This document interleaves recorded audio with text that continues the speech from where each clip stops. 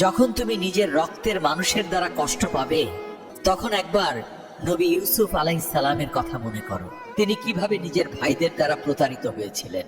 যখন তোমার নিজের বাবা মাই না বুঝেই তোমার বিরুদ্ধে আচরণ করে, তখন নবী ইব্রাহিম আলাইহিস সালামের কথা মনে করো।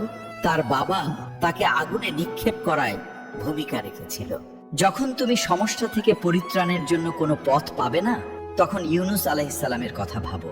তিনি কতটা সময় তিমি মাছের পেটে আটকা পড়েছিল।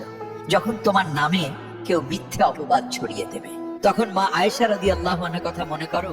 তার নামে পুরো শহর জুড়ে কুৎসা রটনা করা হয়েছিল।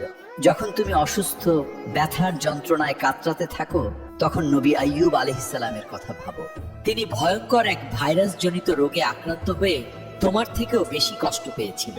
যখন তুমি দিনের কোনো বিধান নিয়ে যুক্তি খুঁজে পাও না, তখন নবী নূহ আলাইহিস সালামের কথা ভাবো। তিনি কোনো প্রশ্ন ছাড়াই মরুভূমিতে নৌকা তৈরি করেছিল।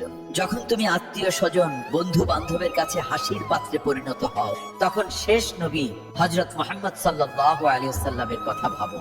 রাসূলুল্লাহ সাল্লাল্লাহু আলাইহি বলেছিলেন, সবচেয়ে বড় পরীক্ষা দিয়েই সবথেকে বড় পুরস্কার আসে।